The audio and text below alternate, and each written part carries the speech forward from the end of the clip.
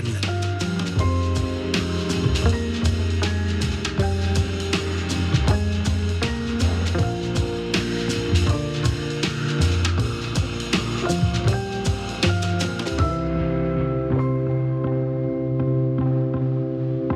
Turkey.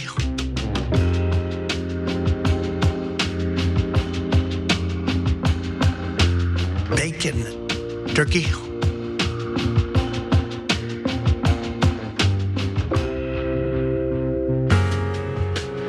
I hereby double down.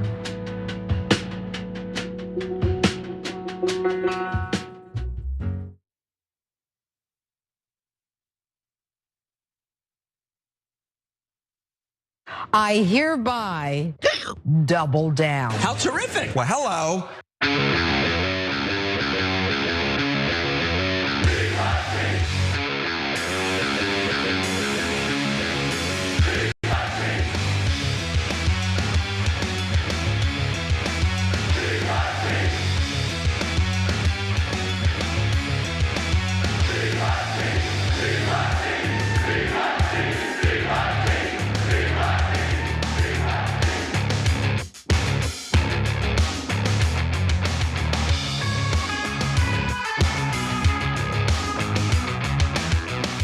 Drop it.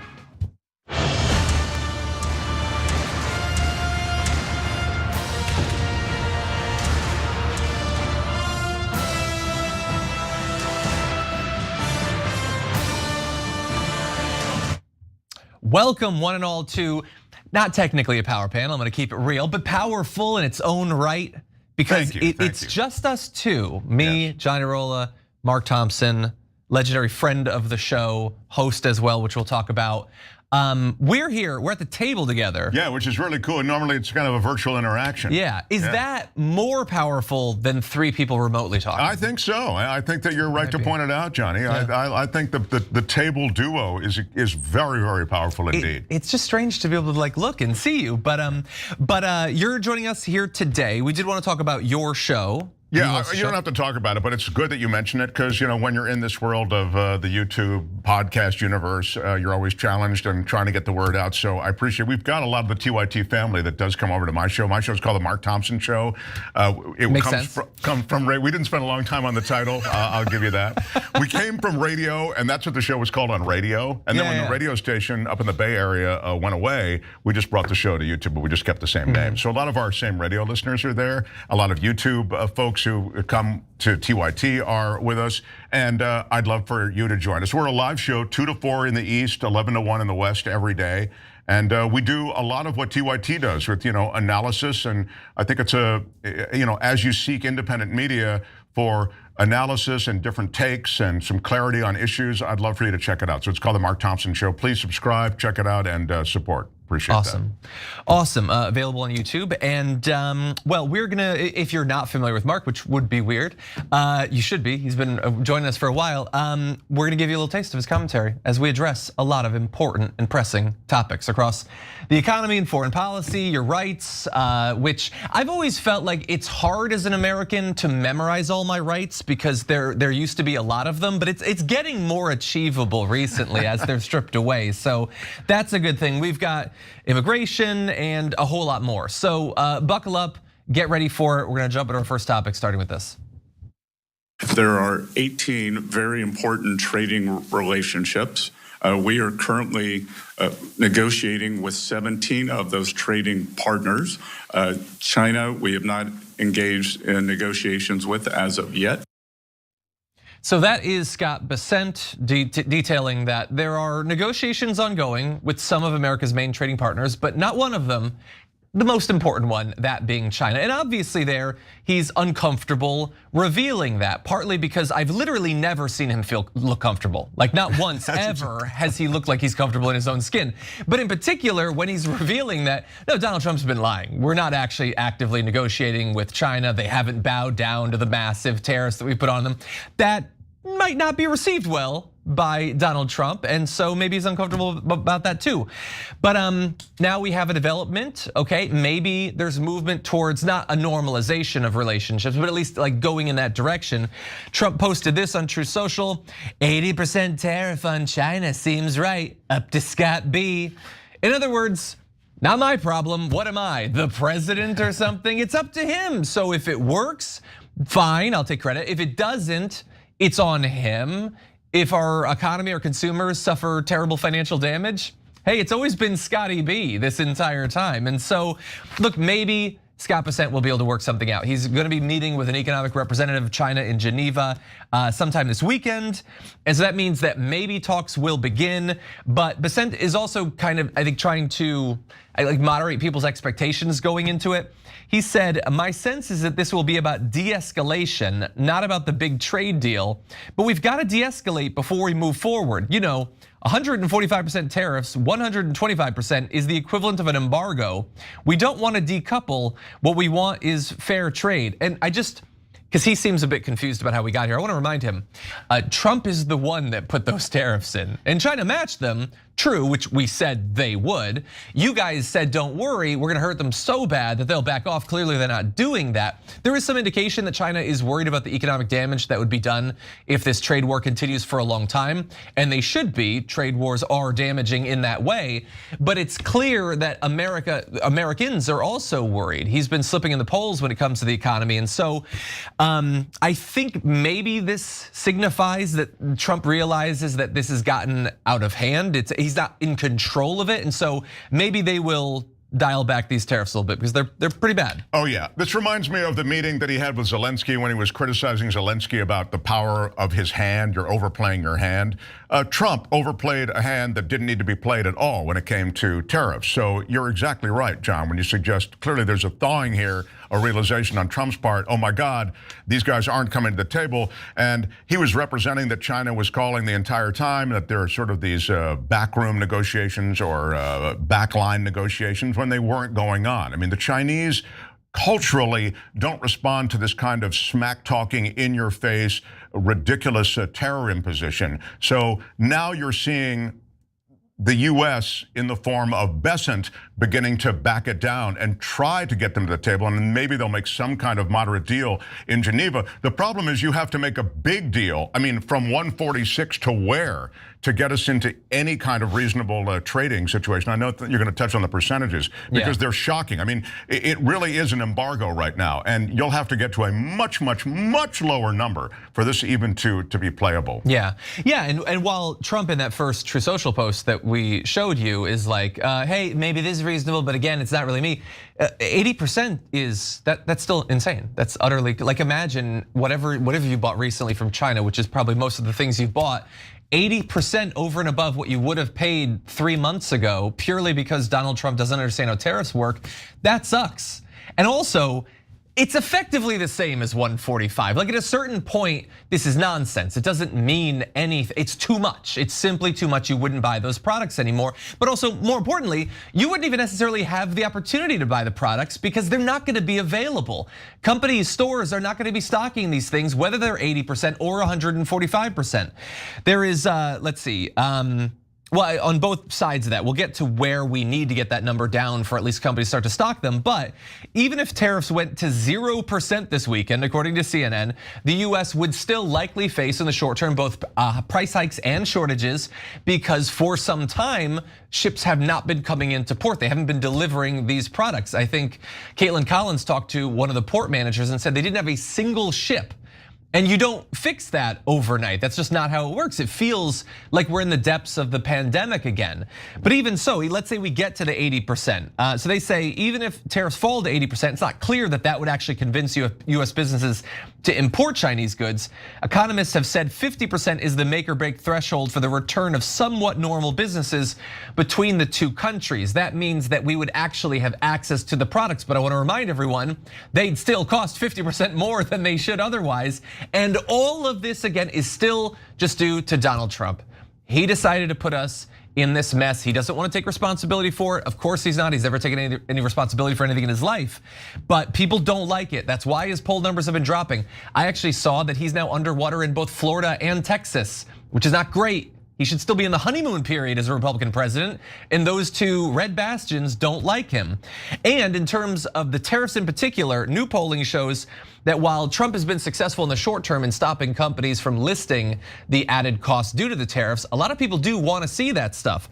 Something like 61% of all Americans want businesses to label the tariff fees. 80% of Democrats, 61% of independents, even 42% of Republicans want that information. Yeah, and these are strong-arm tactics on the part of the administration to sweat Amazon and other providers to the point that they don't want to post what the tariffs are actually costing. And if you're a small business, to John's point, I mean, the reason that there are barren shelves is because you can't order these items from China and pay these huge tariffs. It's the it's the businesses that are paying the tariffs initially, and then they have the option of passing that on to the consumer. But they can't even, as you've described, John, with 146 or 80% pay these excruciating tariff rates. So a lot of businesses may even fold in the face of all of this. Yeah, and there's word that Chinese businesses are worried about that in the short term, before they can pivot away from the US market to other markets, that they could suffer some damage. That's one of the calculations I think that Trump is making, is that maybe their economy will be destroyed before ours will, but there is no guarantee of that. And also, someday, if he decides to just snap his fingers and tariffs go back down to 30% or 10% or 0% or whatever, maybe he feels like he's gotten some sort of win. He'll post on True Social about it. But our businesses that have closed down, they don't just get to reopen thanks to that. People have lost their jobs. They don't necessarily get those jobs back, certainly not in the short term. And so he's playing games, but I feel like we, including many of his voters, are the pieces in that game. Yeah, and just to your point, and the snap of the fingers is actually a really good way to describe it, because these are impulsive decisions that he's making on when to raise the tariff, when to lower the tariff. And then to your other point about his notion that somehow you're going to outpace the Chinese economy because you have the greatest leverage. Already the Chinese economy is beginning to build relationships around the United States so that they no longer have to count on the United States. Obviously, we're their biggest customer, but they can begin to develop other parts of the world, and they will. Their economy is far more durable in many ways than is ours. Yeah, and if they form those new partnerships, then maybe he snaps his fingers. And maybe our economy doesn't recover. Sure. Because they don't necessarily need us. They don't focus on us anymore. So again, he's making a lot of risky Johnny, bets. that this is this guy inherited the best economy in the developed world, and that he could just tank it in the first 100 days. It's extraordinary. Yeah, 100%. But let's talk about a related topic, actually. Tariffs are a touchy subject for Donald Trump. He can see the poll numbers, he can see the stock market, it's not going well. And MSNBC did a little segment where they criticized the chaos over these tariffs, and he was not at all happy about it. We'll give you his response, but first, here's what MSNBC said. With Donald Trump, I still believe it's all showbiz. It's all symbolism. It's all getting to where he wants to get. I just don't think the details right now matter, especially if you look back 6 months from now. This is the start of a symbolic process. 145%, as we've discussed, is prohibitive. By the way, 80% is prohibitive ultimately. So all they're trying to do is create a thaw, if you will, in what these negotiations even look like. There may be a soft landing here with tariffs, and I suspect it's because the alternative is so politically bad and economically bad. I suspect we will end up there. Joe, I mostly agree with you. Donald Trump is backed into a corner. His grand plans of tariffs aren't working. And unless he turns this around, 3 weeks from now, you walk into a store and we're going to have a COVID-like supply chain crisis. So that was a little panel that they put together, and they talked about their predictions of how this would go. And I don't think anything they said there sounded all that wild. I mean, a lot of people are very concerned about barren shelves and that sort of thing. But Donald Trump was obviously watching, because he posted on True Social, bleeding this. MSNBC, the worst there is on television misrepresentation, is so far knowingly off in their statements about me and capital T tariffs that it should be considered a major campaign violation. Which campaign? I don't know, he's not running for anything, but everything is a campaign to him. They are nothing less than an arm of the Democrat National Committee, and their untruths are incredible. Real losers. Their ratings are down the tubes, but that pressure on them doesn't give them the right to lie and cheat. What are they cheating at? They're just talking. That's what a talk show is. I know that you watch them. That's where you got your cabinet from. But he goes on to say, I just watched an exhausted, highly neurotic Stephanie Ruhle spew lies about tariffs. She's exhausted and highly neurotic because she's a woman criticizing him. Let's just be very clear about that. And as do many others, in order not to give me the victory they all see coming. Few people know Stephanie Ruhle, but I do. And she doesn't have what it takes. No one, like these commentators, managers and agents are not as invested in their careers and what might come in the future than Donald Trump is of every single one of them simultaneously. Anyway, blah, blah, blah. Our deal with the US was amazing for both countries. We literally don't even know what the deal is gonna be. So maybe it was, maybe not. We're gonna make a fortune with tariffs. Only smart people understand that. But no, I mean, like he won't admit who pays the tariffs. So no, I don't think that he's tapped into some sort of like genius exclusive band of data about tariffs. Blah, blah, blah. Stephanie was never known as a high IQ person. I know, women and people of color never can be. MSDNC has become the voice of the Democratic Party. They should be treated as a political advocate, which he capitalized. I don't know if that's a specific thing. With all of the taxes and penalties therefrom, did ChatGPT give you that or was it Grok? I don't know. He's a very weird little man. Here's the thing. It's not like they gave people specific advice on investments or something that he could be mad about. It's not like they lied about the details of a deal. They just said, it doesn't seem like this is going well for him. And he is, as always, implying that the network should be shut down or fined out of existence. Like that is his go-to now. When anyone criticizes him, the US government should crush you under its thumb.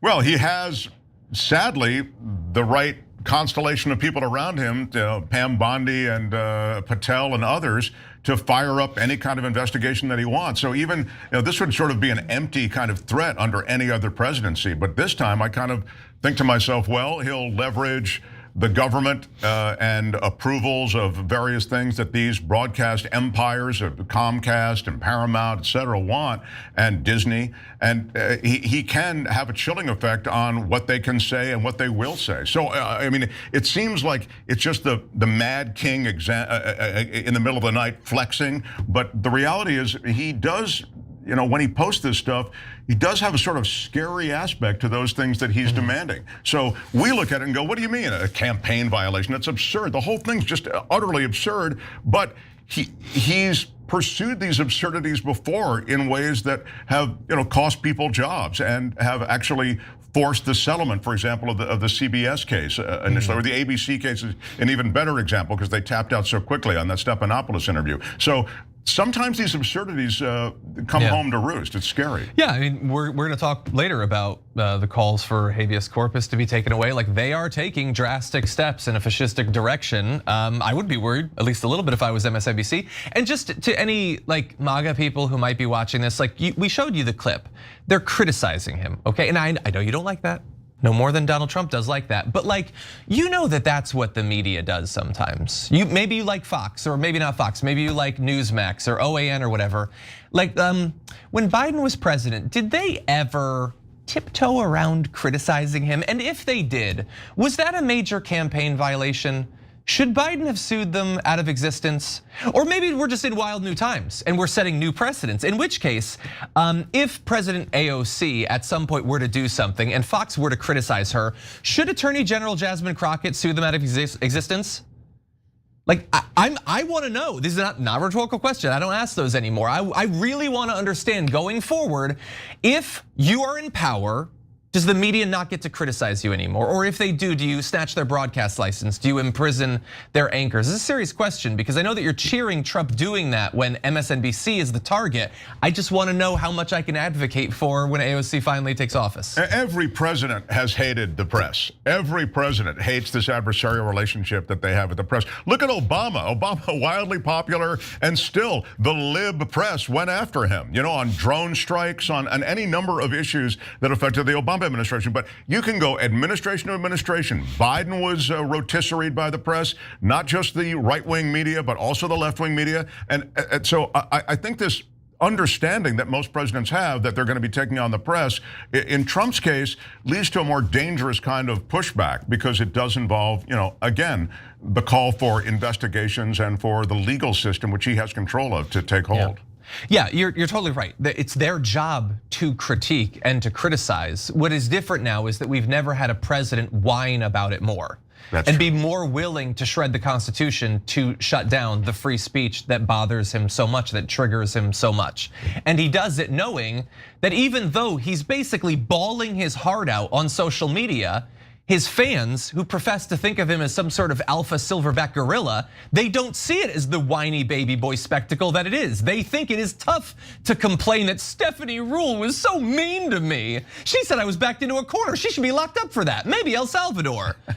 Every true man can see that as blithering, whining, crying nonsense. But for some reason, MAGA isn't capable of it. In any event, we should probably take our first break. There's a lot more to get to, so stick around. Everything's computer.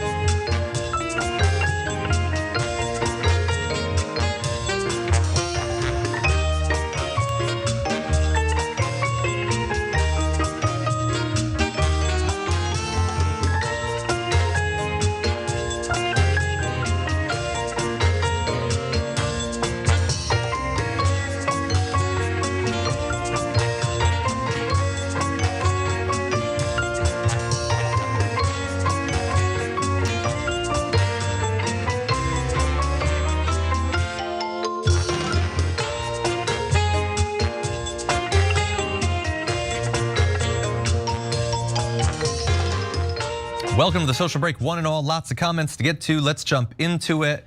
Rebel Dragon says, maybe he shouldn't have gotten rid of Sesame Street. The count could have helped Trump understand numbers. That would have been helpful. I know that it's tough to fit in everything that you want to talk about in the news, but Sesame Street can't die, right? That's insane. How?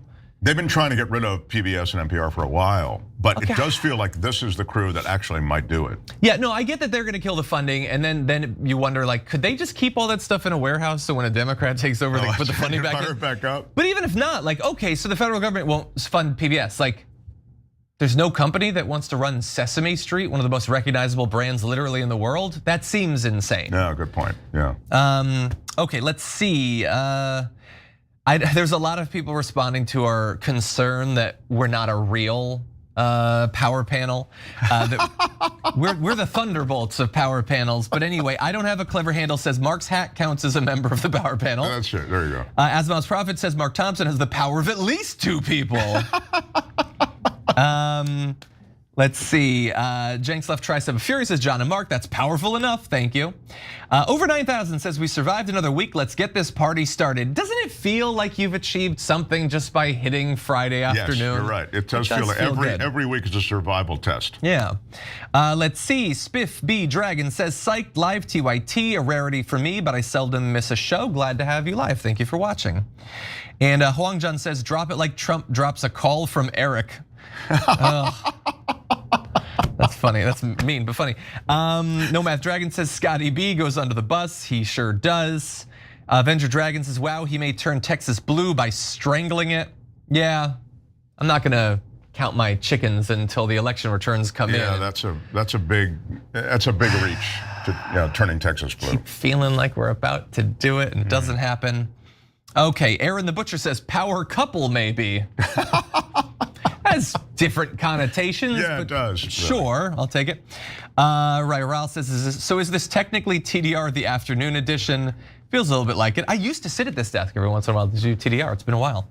We have 39 seconds. Okay, let's jump into these. Hissy Fit X says, just watched Mark yesterday. Great show. Oh, thank you, Hissy. Nice, on YouTube, the Mark Thompson Show, everyone check it out. The Amazing Rando says, up to Scott B. Wow, what a president. The buck stops here, does not apply to little Donnie, apparently. Another thing, another clear sign to anyone who's obsessed with literally any conception of masculinity, even the toxic form, that you take responsibility You're the dude in power. You wanted to be president, I know, because you whined for years about it. And now you don't want responsibility for any of the things you're doing. Okay, isn't that convenient? We'll be right back with more news.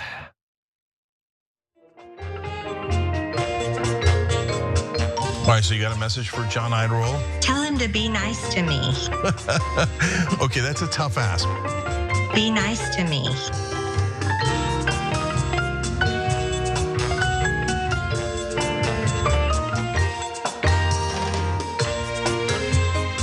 Welcome back, everyone. He's Mark Thompson. I'm John Idarola, and I refuse to be nice. So with that said, let's move back into the news, starting with this. The latest news, yes, is that Trump's ramping up pressure on Congress. He had a call with Speaker Mike Johnson asking him to raise taxes on the highest earners in that upcoming tax package. We have the details of the White House proposal. They're asking for a 39.6% tax rate on individuals making $2.5 million or more. Of course, current rate 37%. The proposal from the White House would also include a carve-out for small business owners who count the income from their business on their personal taxes.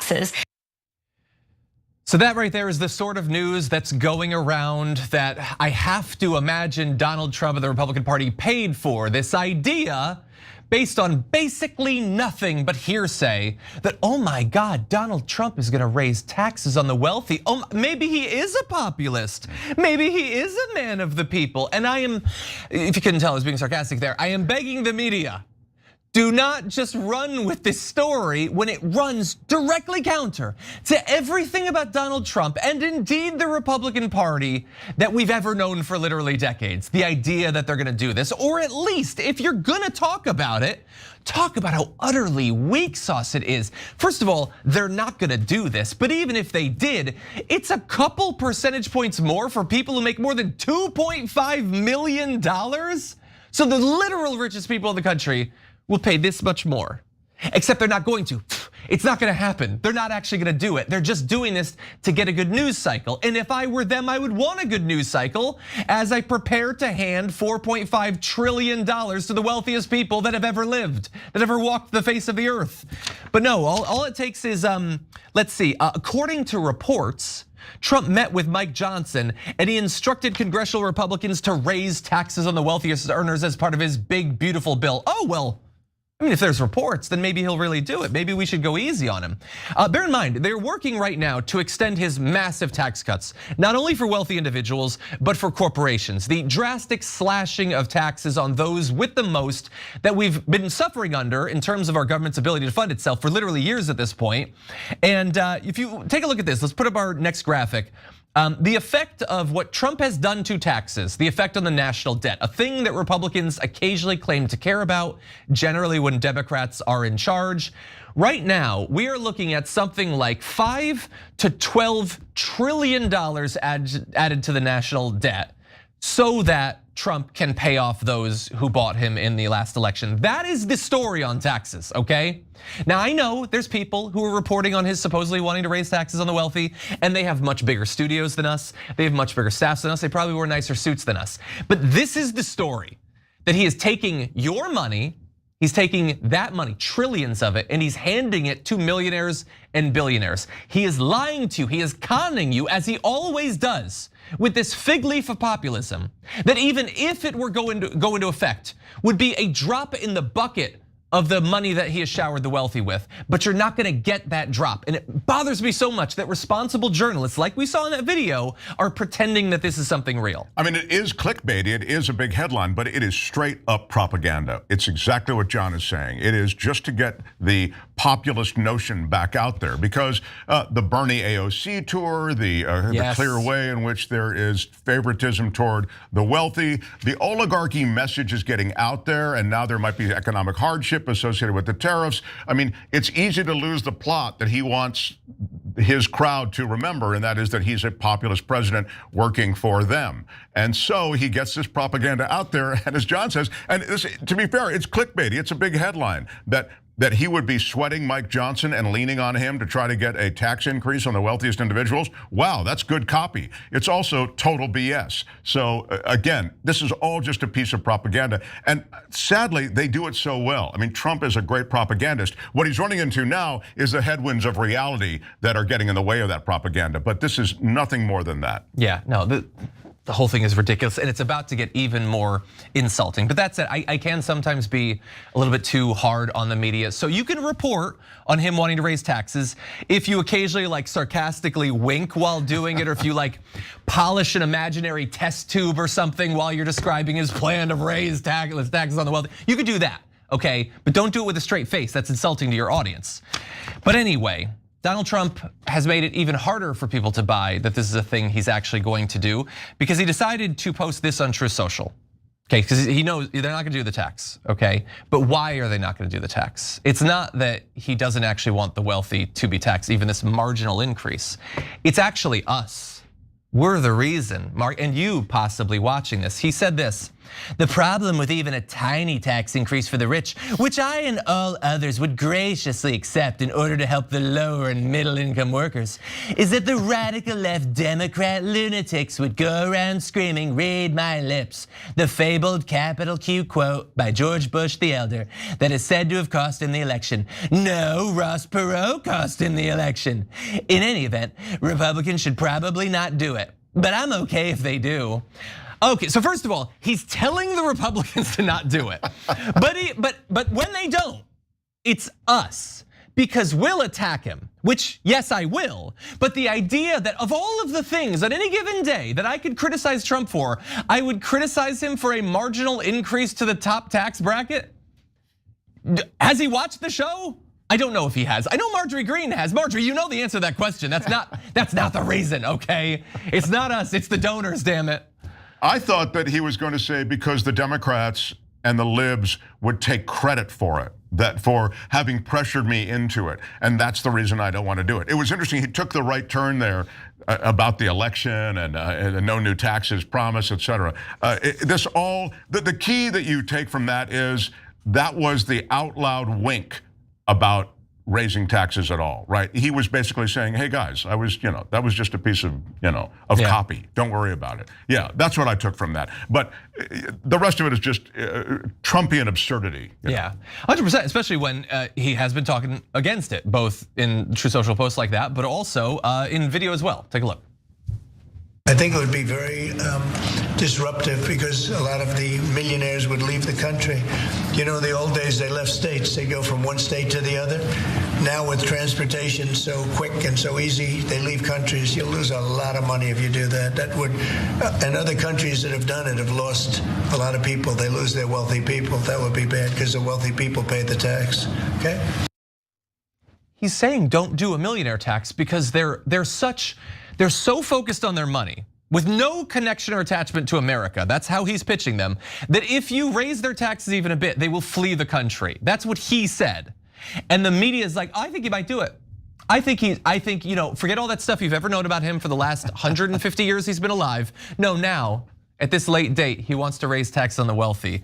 God damn, the media is so irresponsible about stuff like this. Yeah, you cannot take this seriously. No, you can't. And again, it's 2.5. It's 2.5%. And also, if you're making 2.5 million, or it's like 2.6%, if you're making $2.5 million a year, income tax is not the way to hit your actual wealth. You're not paying that tax rate on your investments.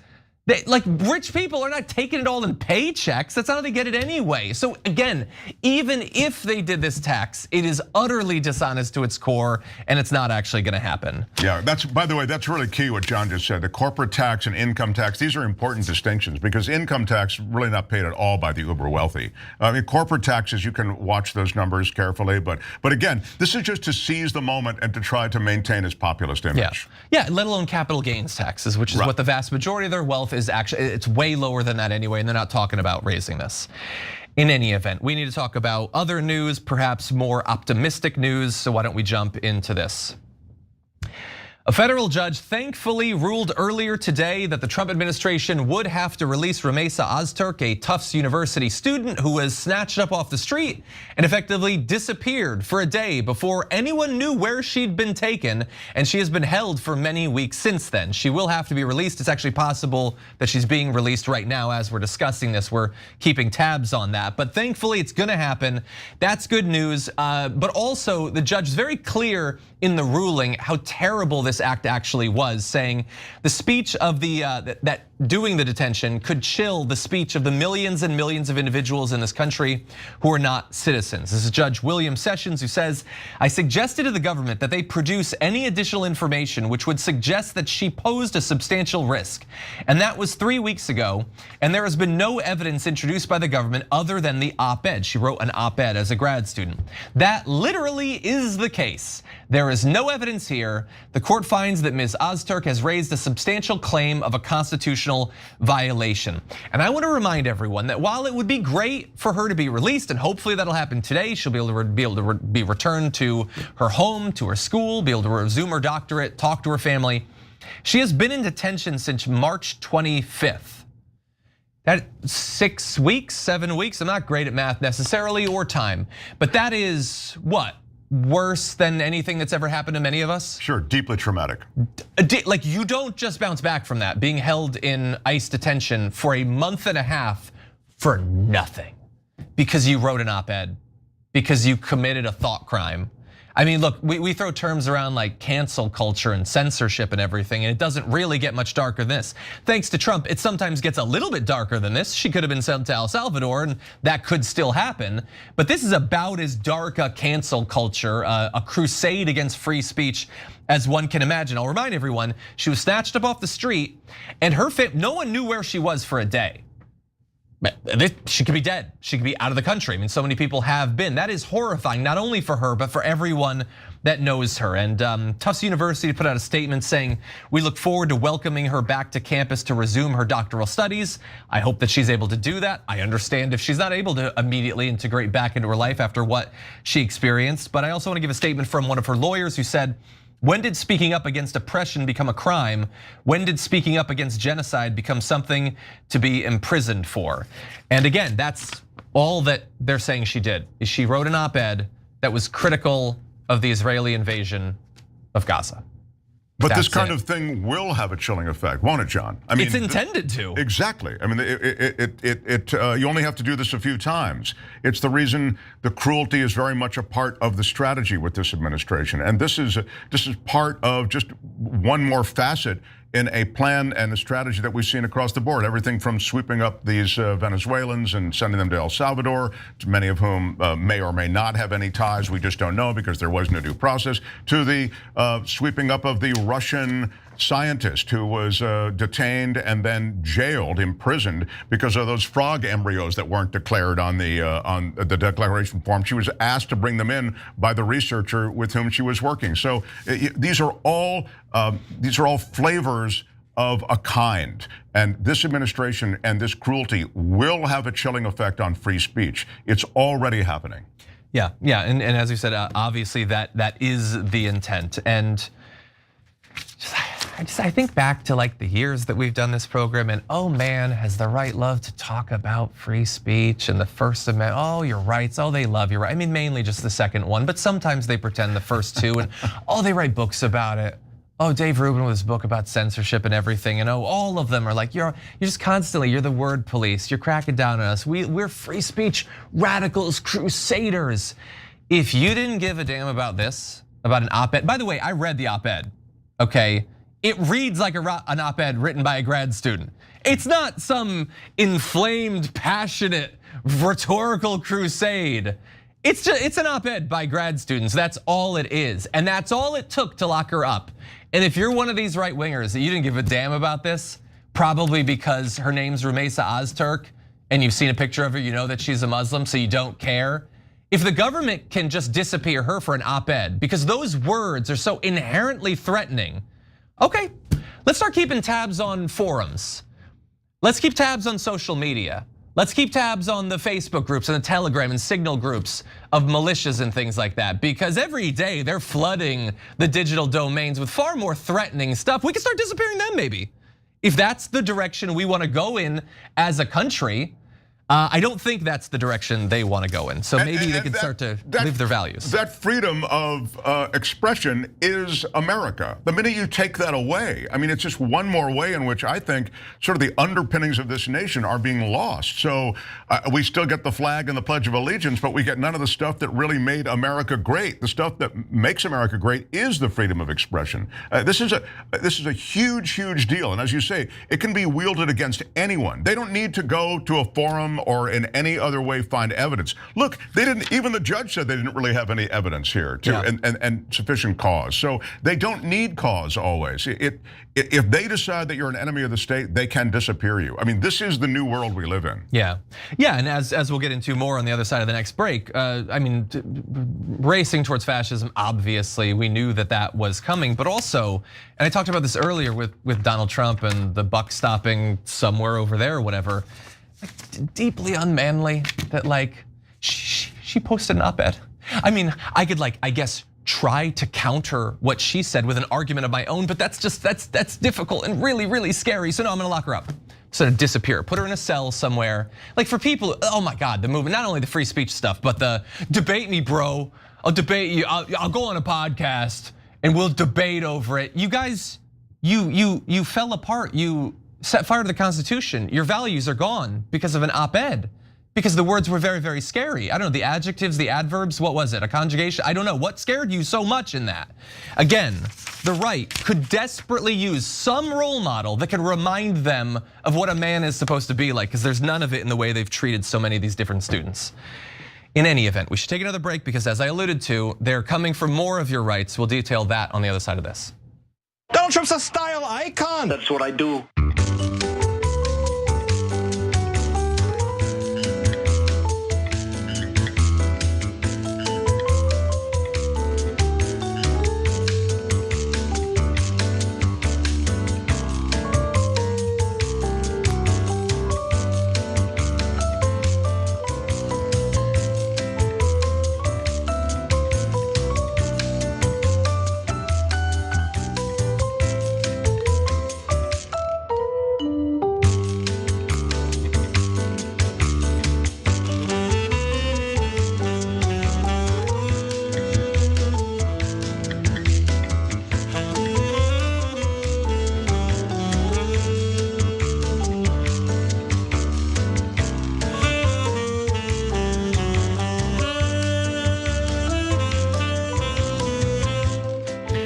Okay, everybody, let's jump into some of your comments. I saw, hey, Art Guy saying, in Breaking Art News, I finished the mural I've been working on. It really lifts the outdoor area. It can be seen from inside the house to give a feeling of space and distance, and I can see it, and it's awesome. I think that's on the members' comments, so if you're in watching the show on that section, you can see it's very cool. Thank you, Art Guy.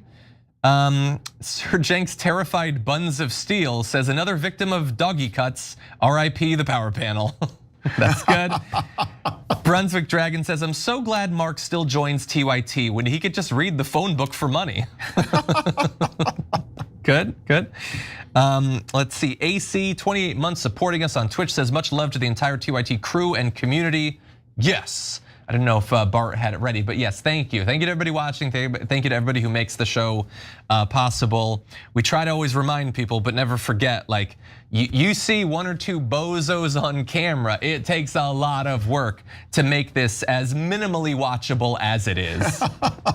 Anyway, some of whom have been here for a really long time. Today was 4 years for Kate. Great producer, and Mary, I think it was like yesterday, hit 10 years, I think. Wow. So a lot of people who've been contributing for a really long time. Let's see, yes. The Amazing Rando says, John and Mark, that is a power panel. The rest of you shut up. Wait, that implies that people were posting that it wasn't. I'm worried now. Kathleen Blind, thank you for becoming a member. How nice of you, thank you. Crowded Crow says, John Idarola looking sharp as cut glass, boy. I apologize to everyone for reading that compliment and reading it the way that I did. Thank you. Let's see. Jonathan says, I'm going back to school again to get my master's this summer. Sigh, my portfolio went from 40K to 900 and back up a few thousand without me selling or buying. Welcome to crypto. Yeah, I know that like the right wants to be like, well, the economy isn't as bad as it was when he announced the tariffs and it went down like a ton, but it's still really bad. Like a lot of people are still thousands, tens of thousands, hundreds of thousands of dollars in the hole, and it's terrible. Meanwhile, by the way, crypto doing okay because it's not as tied to the trade war and everything. And it looks like Donald Trump, to benefit himself and his family, is going to allow basically no meaningful regulations of it. And he's gonna try to pump as many of his viewers' money into it as possible. And so, I don't know, maybe that is suddenly a good investment. But as always, don't listen to me when it comes to your money. Dragon Shepherd says George Orwell's right, but his timing was off by 40 years. That's dark but true. R. Stone says Trump tariffs is like coming home late with the boys. You're gonna get the same punishment at 6 a.m. as you would if you show up at 3 a.m. when you said you would come home at midnight. I have to think about that a little bit, but I think that's an apt point. Thank you for contributing it. Okay, with that said, we'll be right back.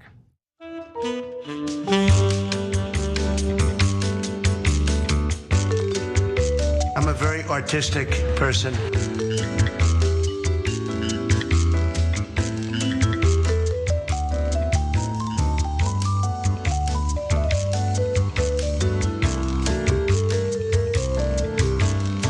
Welcome back, one and all, and no, Donald Trump is not an artistic person. He might be the least artistic person, actually. I guess he appreciates Ave Maria, but other than that, I don't think he's got much of an art bone in his body. He made that comment when he was talking about taking over the Kennedy Center, I think, right? I don't remember. I remember when he made that. I feel like that's right. Probably as he was like killing NPR and PBS or whatever. Exactly. That was actually from yesterday. I can't remember what speech it was, but it was directly taken yesterday. Yeah. Awesome. Yeah. Okay. Well, again, regardless of subject, and no, he is not. Yeah. It's not also, by the way, Brad David sent in a super chat asking if we're going to discuss India, Pakistan. We're not in this first hour, mainly because I need to know more. Like I need to be able to add enough to a story to feel like I've added value to make it worth your time, and I'm just not enough of an expert on that topic. So I'm sure that the channel, the network will be covering it, and I in the future will be. But I want to know more before I dive into it. Okay, with that said, let's jump into this. President Trump has talked about potentially suspending habeas corpus to take care of the illegal immigration problem. When could we see that happen, do you think? Well, the Constitution is clear, and that, of course, is the supreme law of the land, that the privilege of the writ of habeas corpus can be suspended in a time of invasion. So I would say that's an option we're actively looking at. Yeah, so there it is. I mean, they're doing it already. And by the way, I love that he says we're gonna look into it. They have not been respecting habeas corpus this entire time, in the same way that they haven't been respecting the decisions of judges, the Supreme Court, any of that. When you take people who have been court-ordered to not be able to be deported to a particular country, and then you send them there, you do not get to pretend that you gave them due process, thereby, like there's no habeas corpus. But whatever, he's at least admitting that they're gonna do it more broadly, that they're looking into it. And he understands that as a Republican, you're supposed to pretend to care about the Constitution, and obviously they don't, but he'd love the fig leaf still. So he says there, the Constitution is very clear, in case of an invasion, you can suspend habeas corpus. So we'll jump into what the Constitution actually says. First of all, it, as I'm sure you know, it comes initially from codification in the Magna Carta, and said, no man shall be arrested or imprisoned except by the lawful judgment of his peers and by the law of the land. But our version of it in the Constitution says, the privilege of the writ of habeas corpus shall not be suspended unless when in cases of rebellion or invasion, the public safety may require it. And I'm just realizing now, is that why Donald Trump capitalizes random words because the Constitution does it? Does he think it makes it seem constitutional? But in any event, the only word that really matters there for the purposes of Stephen Miller is it says invasion. So he, like the small-brained person that he is, says, oh, well, I just claim this is an invasion, I can do whatever I want. And that's what they're doing right now. They're implying that because some people have been victims of crime and there are some people whose paperwork is not in order, we've been invaded. I think I could hear the gunfire and the shells landing off in the distance. You know, I don't need to tell people watching everywhere. I've been watching this in every corner of America. You look out your window and there's tanks rolling down the street, right? You've been invaded? Do you feel invaded? I know Stephen Miller is terrified of brown people every day of his life, so he probably does actually feel like we've been invaded. The rest of us are just kind of living our lives. But to put in perspective how ridiculous his invocation of invasion in this case is, let's take a look at prior times when habeas corpus has been suspended in the United States. It's happened 4 times since the Constitution was ratified. So throughout the entire country during the Civil War, that was a rough time, admittedly. In 11 South Carolina counties overrun by the Ku Klux Klan during Reconstruction. I don't think Stephen Miller wants to talk about that one. In 2 provinces of the Philippines during a 1905 insurrection, and in Hawaii after the bombing of Pearl Harbor. So the thing about each of those 4 invasions is that they're all invasions. Like there was a military threat, and we can debate, and historians have, whether it was necessary or how it might have been abused in those cases, and certainly it has been. But at least there was a war going on. Them talking about people's cats and dogs being eaten does not a war make, in my mind. What do you think? The concocted invasion thing is so absurd. It's offensive, but it's really the hook on which they're hanging all of these blatantly illegal moves that they're making. So they have no choice. And it reminds me of when he talked about the caravan in Trump season 1, when he was sending the military at Christmas time to the Mexican border. Remember, he said because those caravan people are coming, there's an invasion. I think he called them wasn't it the caravan, something like that. And so this is the lie that is floated, because otherwise, you have to play by the rules, and clearly they're going to play outside the line. So this is, again, it's the only thing that can concoct to perhaps allow them to at least pursue this until I think the courts, all of the courts, push back hard on them. Yeah, I mean, this is utterly pathetic. Even if you accept that they're not doing this on purpose because they utterly despise the Constitution, the constitutional rights that you have, they fundamentally, down to their bone marrow, hate it and want to kill it, which is definitely true of Stephen Miller and Donald Trump, many of the people around him. But let's say that you don't believe that, and they actually are this petrified about the invasion. I want you to just think briefly of all of the things we've gotten through as a country without needing to suspend habeas corpus. I mean, we got through world wars, the Cold War, international terrorism, terror cells pop. We got through all of that. But there's some Guatemalans. That dude's from El Salvador. Oh well, you don't have any rights anymore. I mean, that is, like, if you accept their cover story, that is deeply pathetic. And so I kind of buy it. That might actually be why Stephen Miller is doing it. But on the other hand, it could just be that the fascists are gonna fascist. And I just want to say, like, you know, there was the debate during the election about, is it fair to call them that or whatever? And people can debate definitions of fascism. There are different constructs for how you label it or whatever. But like, I don't know. I don't feel like I was being hyperbolic. I feel less like that every day, more that they are the movement we said they were, that these people are the goons that we said they were. I feel vindicated. Well, it's small comfort, by the way. No, right. But they see the Constitution as an impediment to their agenda, and so that's why they're grabbing these things like that really reflect the authoritarian rise that this crew has. Right? They want to do this, and it's fascistic, it's authoritarian, however you want to call it. It's a flex, and they don't want anything to get in the way of that flex. They want to get rid of these people, and if we need to grab this excuse about an invasion, well, then that's the way we'll get around this thing, which is an obstacle to our agenda, and that thing is the Constitution. Yeah, and I don't want to do the knee-jerk thing of automatically slippery slope in this or whatever. What they're doing right now is by far bad enough. That's why we talk about it so much on this show, on the network. But like the idea that Stephen Miller will be satisfied to just end due process for migrants or whatever, for undocumented migrants. Like, come on, who thinks that? You don't think they'll expand that to other migrants? I mean, they are literally already taking permanent residents and shipping them out. Why am I talking hypothetically about things that exist in the past tense? Or for student protesters. I mean, they've said such terrible things. Their signs are very, very scary to me. And there's so many of them. What, are we gonna have a trial for every one of them? For people who commit a variety of different types of thought crime. You just think carefully. You wanna protest against police brutality or genocide or that sort of thing. You think they're gonna be suddenly cool with that again? They're gonna rediscover their love for the First Amendment?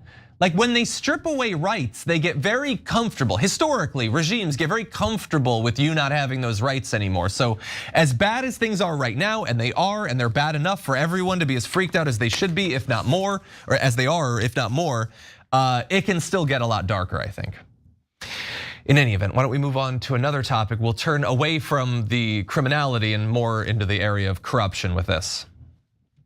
But if there is a conflict of interest when it comes to you yourself, for instance, you've received billions of dollars in federal contracts. When it comes to the Pentagon, for instance, which the president I know has directed you to look into. Yeah. Are you policing yourself in that? And then you can see, am I doing something that benefits one of my companies or not? It's totally obvious. I fully expect to be scrutinized and get a daily proctology exam, basically. Might as well just camp out there. So it's not like I think I can get away with something. Okay, well, he's not gonna get away with it. I mean, he might get the money, but we're gonna do that, scrutinizing that proctological exam a little bit because, yeah, no, he's trying to get money. They're giving him more money. And in this case, it's not even like directly the US government. I mean, sure, they've showered Elon Musk recently and throughout the years with billions and billions of dollars. Many of his businesses might not have made it if not for it. But no, now they're trying to strong arm other countries into giving Elon Musk money. So let's talk about this. This is reporting from the Washington Post, and we've got the country of Lesotho that had been hit on Liberation Day by 50% reciprocal tariffs. So some countries can like withstand this for the short term, the long term. For smaller countries with smaller economies, it's significantly harder, and it makes them a little bit desperate. And we have that in this case. And so here is an internal State Department memo obtained by the Washington Post. Says, as the government of Lesotho negotiates a trade deal with the United States, it hopes that licensing Starlink demonstrates goodwill and intent to welcome US businesses. If you just wanted a sign that they're gonna purchase more stuff from America, then it could be whatever, right? It could be phones, it could be Nikes, it could be, I don't know where those things are made, probably not in America, actually, we don't produce a lot, but it could be something. Only Starlink, that's the only thing we'll do. This country needs to send money to Elon Musk as a proof that they're willing to play ball. I mean, this is direct mob behavior, but the mob boss that's benefiting in this case is Elon Musk, okay? And we see it, yeah, no, it's transparent, transparently corrupt. And so they actually did, by the way, do this in the end. Lesotho gave Starlink a internet service license that will last 10 years, and they're not the only one, by the way, that's doing that. The company reached distribution deals with 2 providers in India in March, and has won at least partial combinations with Somalia, the Democratic Republic of Congo, Bangladesh, Pakistan, and Vietnam. Although this is probably not a comprehensive count because weirdly, he's not being that transparent about all of this. And so there is just money coming in so many different forms and flooding Elon Musk's coffers. Not only money, but also deregulation. They killed those research projects into atmospheric pollution that theoretically could have produced regulations that would have hurt Elon Musk and other billionaires like Jeff Bezos. So the regulations are being manipulated, the law is being flouted, and money is being directed to Elon Musk, which is a great return on the investment he made in buying Donald Trump in the last election. The Musk thing is corruption on parade. I almost don't know where to start, so I'll just start with kind of the last thing that you mentioned.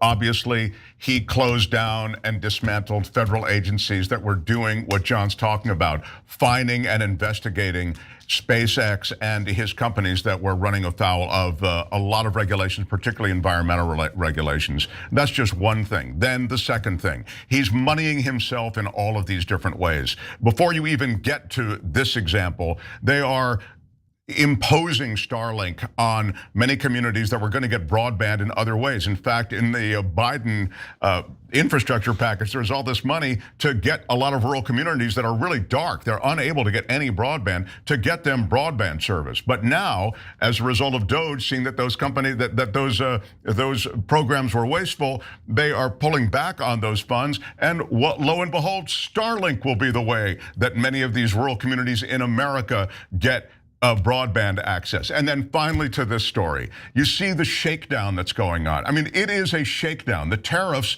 force these countries to come to Trump and beg for mercy. What can we give you? So how about this? Give Elon Musk all of this business in our country as an act of goodwill to show you that we are happy to have U.S. businesses here. It's patronage. It's pay to play. He set up a system of patronage. So country by country, village by village, tariff by tariff, they will come to him on bended knee and have to make a deal. And in this case, they can enrich themselves massively through doing it.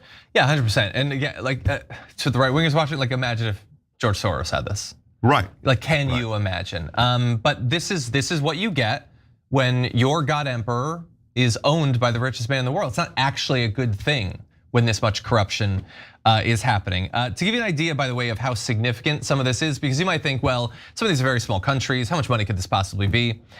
Capturing, this is graphic 5, capturing just 1% of India's consumer broadband market could generate nearly $1 billion annually, with comparable upside in Latin America and Africa. And obviously the goal is not to capture 1%. So we could be talking about billions upon billions of dollars going to Starlink, not because these countries genuinely want it, but because of economic pressure being provided by the guy who he's the donor of. And so that's amazing. By the way, and you rightly pointed out that they killed that section of the infrastructure plan providing the rural broadband. Trump called it racist. I don't even know what the argument is. I know that like his knee-jerk thing is to just scream DEI. I don't think like white people in Appalachia getting rural broadband is racist, but regardless, so here's the thing. Maybe this is crazy, maybe I'm radical or whatever, but so Starlink is apparently now just intimately involved in our government. When we need to solve problems with rural broadband, we use Starlink. I guess we have to. We can't do the normal way, and it's a part of our like tariffs and all that. So if it's going to be a part of our government, then why don't we just make it a part of our government? Why doesn't the government nationalize Starlink? I mean, for national security reasons, if nothing else. I mean, look at all the stuff that's happened with Ukraine, about them giving access and then taking it away and hurting the war effort when American policy is to assist the Ukrainian defense. Elon Musk having that sort of control over the ability of one of our allies to defend themselves is obviously unacceptable, not to mention concerns over the possibility that it could be hacked.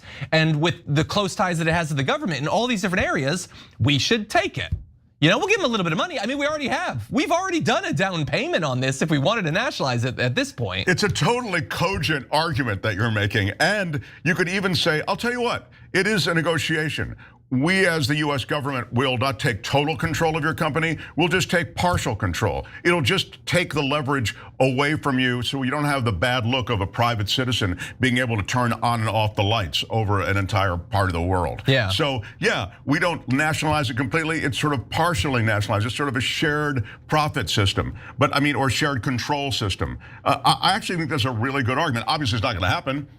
In the same way that partially nationalizing oil companies and all of these other things that sort of reap all the benefits of exploiting American resources, they never have to pay back in any way, and we as the people never get ownership in any of this stuff. But I love that plan that John's just come up with. Yeah. I mean, I think we should look into it. And I know that like the normal way that you do that, like if a Democratic president came in, is that you'd have hearings and you'd have this big process and judges would weigh in. But the issue is that I actually saw a dude from Colombia. So I feel like we've been invaded. So I don't think that due process is really a thing anymore. So I think we might have to expedite the nationalizing of Starlink anyway. See how this is not how you're supposed to run a government? Utterly corrupt, illegal, unconstitutional acts every single day. You're driving me crazy, but the sickness isn't fundamentally in me. It's in our country, it's in our society. Any final thoughts to close out the hour? I love the passion, John. I love it. It's great seeing you. I agree. I think this is it's a 5-alarm fire. You can only handle so many things. It is a bit overwhelming, but it's good that we take it, fire by fire. I mean, there is a quality of it all being overwhelming, but I do think that you can chip away at it. And I think the more our voice is heard, I do think it matters. I even think it matters to Trump when, as you suggested, his polling numbers begin to sag. At some point, he begins to rethink, as he's doing with the tariffs, policies and strategies moving forward. Hopefully, yeah. Again, I don't know if he's watching, but some Congress people apparently are. But anyway, what if people wanted to hear you breaking it down fire by fire? Where would they be able to do that? Oh, thank you. I have a show, The Mark Thompson Show. It's on YouTube. It's live, 2 to 4 every day. And what is that, 11-1 on the West Coast, 2-4 on the East Coast. And we're on Spotify, we're on Apple if you just want to hear the show and not watch it. But the YouTube is kind of a great way to interact with the show and a great way, that's just a dynamic that we have here at TYT. That this is really, I grew up on TYT, and so I've kind of brought a little piece of that over to the Mark Thompson Show. It's on YouTube. Please subscribe, check it out, and hope to see you there. So awesome. Thanks, Johnny. Thank you so much. Always a pleasure, Always especially in person. Yeah. Everybody, there is more to come this next hour. Sharon Reed, Wazni Lambre, should be a lot of fun. Don't go anywhere.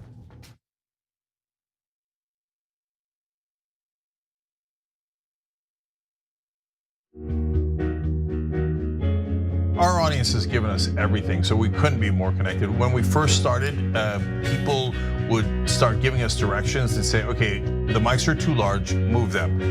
Turn them into lav mics. I mean, they were incredible. And then one guy walked in and gave us a really expensive switcher and said, you guys need this, and walked out. Okay, it's amazing. They helped us build a studio. They did a $2 million funding campaign for us. And so they really are us. We do this show together to the point where some of our hosts are even former listeners. So when we say that the audience is part of TYT, we really mean it. I think what the audience also appreciates is especially if they're members, they really get an inside look into who we are, our personal lives, listeners into our daily lives, and we give them kind of like this inside look into everything that we're passionate about and why it is that we're doing what we're doing, right? Like the motivation behind what we're doing, I think is important for our audience to know, and we're not shy about sharing that with them. And it's different from what people typically see in legacy media outlets where everything is kind of dry and robotic and there's really no personality or authenticity that comes along with it. Oftentimes when we're doing the show, I don't really think of it as me telling them stories. I think of it as us having a mutual respect and conversation with one another. And as I said earlier, I mean, not only do I feel that through the work I do, I'm informing our audience, but they inform me oftentimes as well. They'll pitch stories to us. They'll tell us, a certain perspective or angle to a story that we might have missed, and I love it.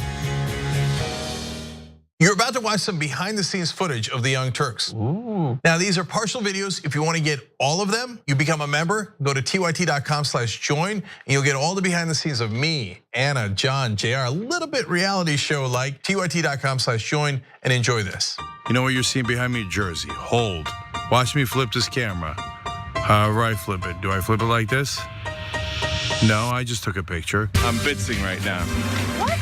Behind the scenes. Oh, okay. For members? I don't have my face on. She doesn't have her face on, folks. Oh, that's JR's ass right there. You can't take 5 minutes off, can you? No, I can't, Johnny Pie. I said it was live stream, but I was lying. It's not a live stream. It's just for members. Bitsy, this is my cat. You know what his name is? Kiki Cat. Animals are innocent. Control room and the insanity is obviously there. Right now, as you can see, I'm directing or tech directing. I'm so happy to be here. This is what like a Labor Day beard looks like for Jank. Man, you're a Young Turks viewer if you recognize me like this. Such a big fan. Oh, thank you. You are the one person in my life I would love to meet. What's going on, guys? This is a Bitsy or a BTS or behind the scenes with Hassan Piker, aka Woke Bay. Oh, hi, I didn't see you there. I have finished my show, The Damage Report, and now I get into a really awkward time of the day. When I'm sitting, the control room is right there. So I can see Bart. This is the Pittsburgh office, by the way. Referred to often as the boiler room. You see how it's ripped? Is it super unprofessional to wear that at a business meeting? Or am I like cool, rebel? I just finished doing the power panel and I'm fired up. What do you do for TYT? Not a whole lot. If you're frantically tweeting at us that something's broken, thank you, because I'm fixing it. And thank you for being a TYT member. Super last thing, because there's always got to be a super last thing. Oh, that was disastrous. This has been behind the scenes, behind the scenes. We'll talk to Bob. We're on a mission from God.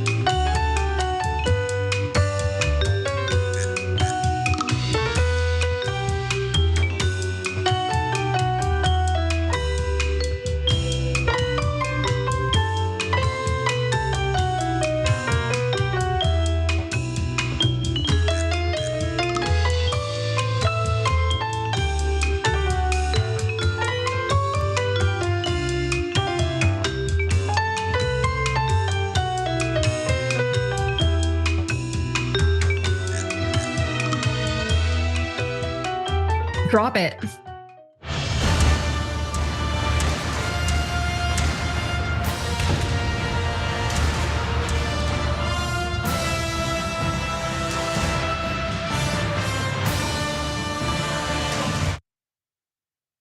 Welcome to the second hour of TYT. Tonight, I'm your host, Jasmine Aliyah Khan, and joining me, I have Sharon Reed. She's a host over at Rebel HQ, and Wozni Lambre, senior writer at The Ringer and host of Woz Speaks. How are you guys tonight? Fantastic. Friday, Couldn't right? be happier. Can't complain. And I just love being on with you too. Hi, yes. Always a good time. Very happy to be here. But we have a lot of stories to get to, so I'm gonna jump right into it. Let's start with this first story. But look, all popes are going to support migrants, support the poor, support peace. That is, their heart goes out to humanity. That's with the job. Jesus would do the same. Oh, doesn't it feel a little bit ironic that Republicans will say that Jesus supports immigrants and migrants and the poor, but they themselves would not do the same? Well, yesterday, Fox News contributor Raymond Arroyo spoke with Will Cain about the future of the Catholic Church and placing labels like conservative and liberal on newly deemed Pope Leo XIV. The news is especially relevant since Leo is the first American pope in history, and he has taken shots at both Donald Trump and J.D. Vance. In February, Pope Leo posted the following article on X. The headline is, J.D. Vance is wrong. Jesus doesn't ask us to rank our love for others. And that was in reference to a statement that Vance made in January saying, there is a Christian concept that you love your family, and then you love your neighbor, and then you love your community, and then you love your fellow citizens, and then after that, prioritize the rest of the world. A lot of the far left has completely inverted that. He posted this article in 2015. Cardinal Dolan says why Donald Trump's anti-immigrant rhetoric is so problematic. And last month, Pope Leo reposted criticism of Trump and Bukele's flippant treatment of migrants sent to prisons in El Salvador. However, unlike those who have taken shots at him, like Laura Loomer, for example, Will Cain surprisingly had a much more logical way of thinking about the new pope. Was selected and ordained by God, and it is not a political office. It's not the same thing as an electing a United States senator. No. So in some ways, it's inappropriate to say, is he conservative? Is he liberal? But is he progressive in the vein of Pope Francis? That seems to be the great question, and I hear you saying the answer is yes. And why that matters is where he may stand and where he may lead his flock on issues as far and as wide as climate change, on DEI, on LGBTQ, on a whole host of issues.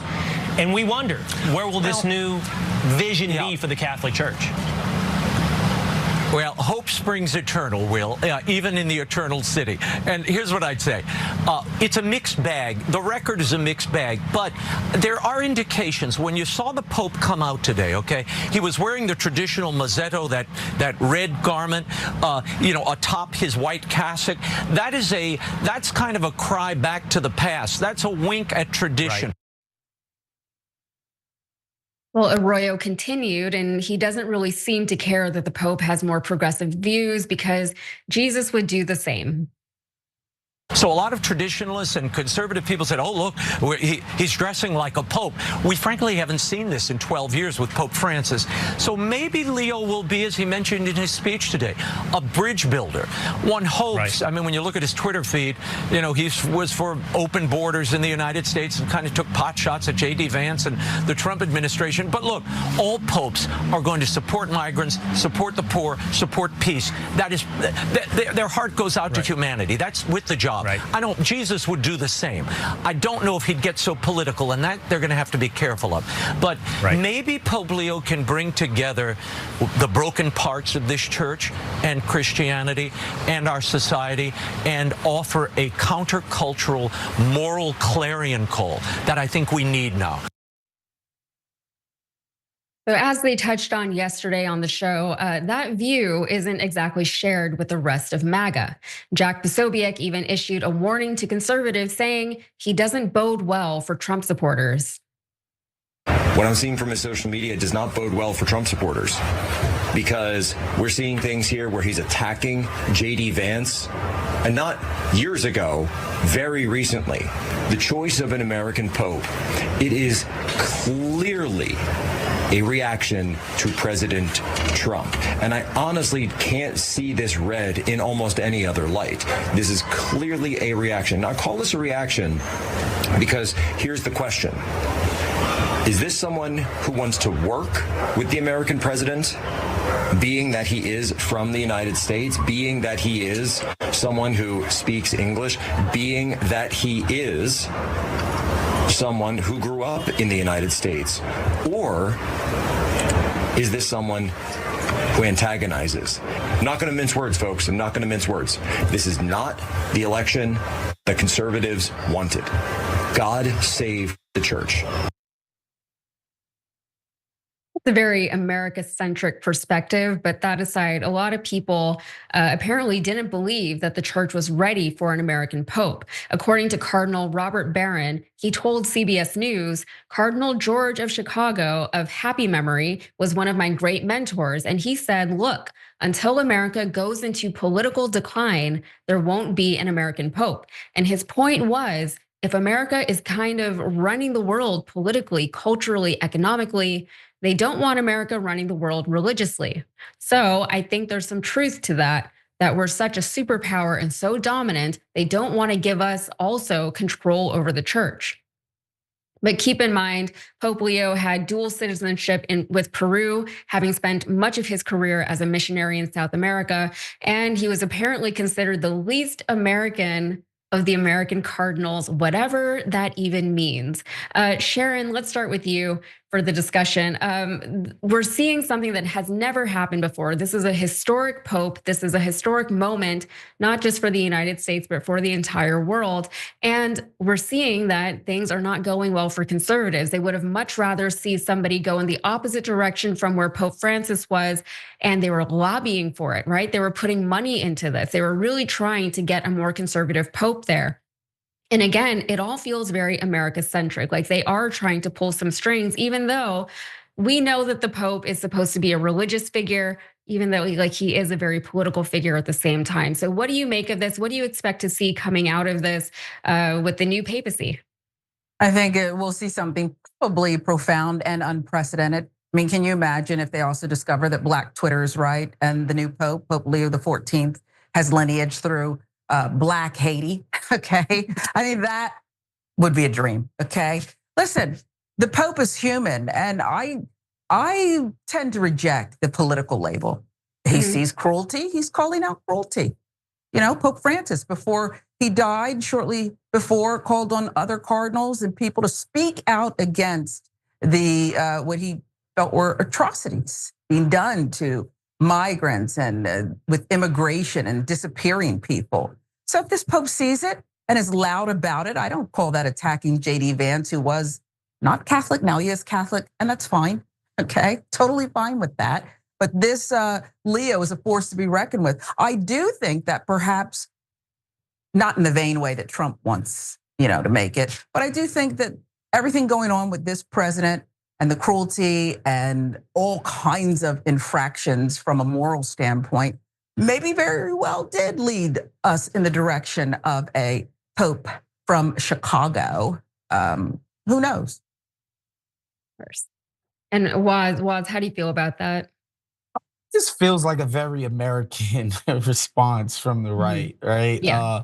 There are estimated 1.4 billion Catholics worldwide. There's 350 million people in America. Like, I'm sorry, like this thing isn't centered on America, much less American politics. Like you can't neatly map on the sort of conservative liberal binary on to the Catholic Church and the papacy. It doesn't really neatly tie in that way. To me, as somebody who's a lapsed Catholic myself, if this guy is going to speak out against constant, endless wars and speak to like treating migrants as human beings and our fellow citizens and neighbors, then I mean that's about as good as it's gonna get. Like any pope is going to be anti-abortion, like straight up. Like there's just no Catholic pope who's going to be quote unquote pro-life.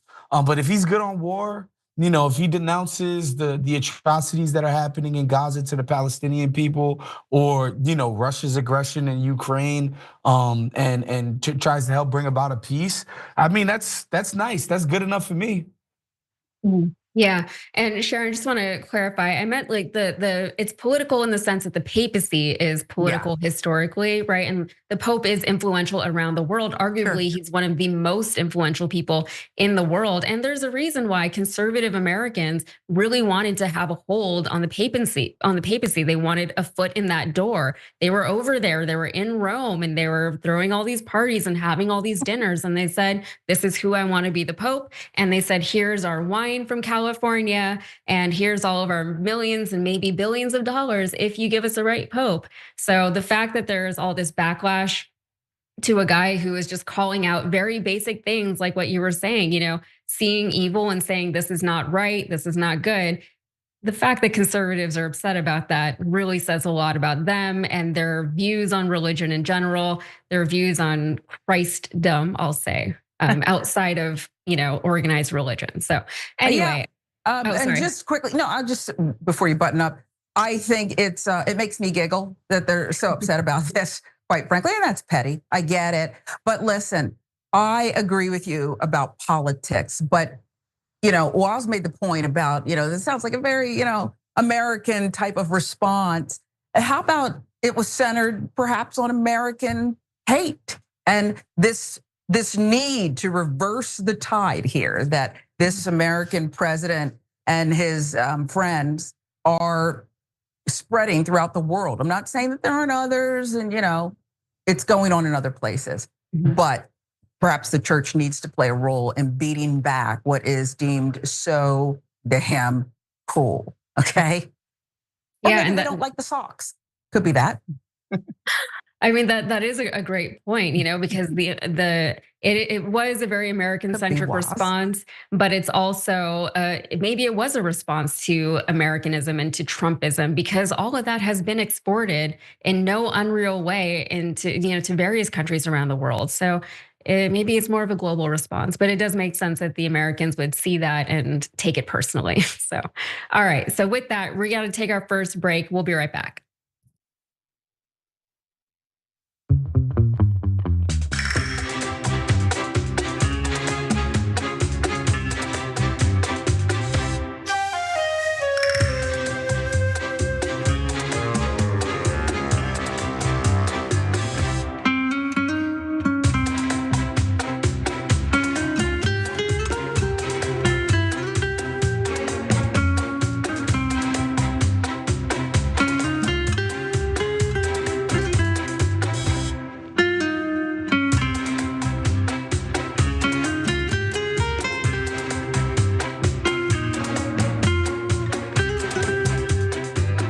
Hey everybody, welcome to the social break. We're gonna take a look at some of your comments. Let's see what we got. Oh, a lot of love for the panel. All right, thank you. Over on Twitch, Mr. Mintler says, "This is why they only had 2 on the first panel. Second panel was too powerful." Aw. Sundarial 1 says, "What a great panel." And Spartan Dragon 84 says, "What is he gonna do? Start writing policy?" As far as the Pope, I don't know, we'll see. John Dryman, this is gifted members. Oh, wait, where is this? Oh, YouTube, my bad. John Dryman says, "Not sure about this Pope. However, he ministered for years in South America. My grandfather did as well. My grandfather was also an old school Democrat. Love that guy. Hoping for new Pope." What does that mean? Hoping for new Pope. Okay. And Carlotta Rain says, "The funny thing is Pope Leo is eligible to run for the presidency, but Trump can never be Pope." Oh man, and that's killing him. It's just like the one thing that he can't do, the one thing he can't finagle himself into. Let's see, TYT member comments. Jumpin' Jank Flash says, "Yaz, Sharon, and Waz, what an awesome power panel." And Newfie Dragon says, 3 TYT host superstars. Thank you so much. You guys are so nice. Asimov's Prophet says, is this guy admitting his party is against what Jesus would do? Well, they would never say that outright, but it's hard to deny at some point, right? Even for them. Like, this is the party that was saying that, maybe empathy isn't such a great thing, but they still claim to be the party of Christ. So that's interesting. I'm a damn lib says, when did the teachings of Jesus become political? When it conflicts with business interests. And that's absolutely right. And that's why they have to teeter this weird line that, a lot of people see through, but unfortunately not enough people seem to see through. Georgie Girl says, too bad, conservatives. He isn't your pope. America doesn't control the church. Doesn't separation of church and state mean anything? Is that just naive? I'd like to think it's not naive. I'd like to think that that still is what's happening here. But yeah, the fact of the matter is that they were trying to sway the papacy. They were trying to put put somebody in place who they wanted there. And we all know, the conclave is a very secret thing that happens. Nobody knows what goes on inside the Sistine Chapel once all of those cardinals assemble. But before the conclave, it's anyone's guess. It's just like political lobbying, right? You go over there and you say, hey, I'd like this, and in exchange, I'll donate all this money to the church. And then you see what happens. So I'm kind of glad it didn't work out for them the way that they wanted it to. Crazy like a fox says, Chicago Pope coming this fall, Wednesdays at 8 on CBS. Yeah, wow. That sounds like an American Pope thing. Huang Jun says they chose an American Pope to avoid tariffs on thoughts and prayers. Burrito Bandito says, will the Pope exorcise Trump? At this point, anything I feel like is possible. And if it happens, I'll be like, okay.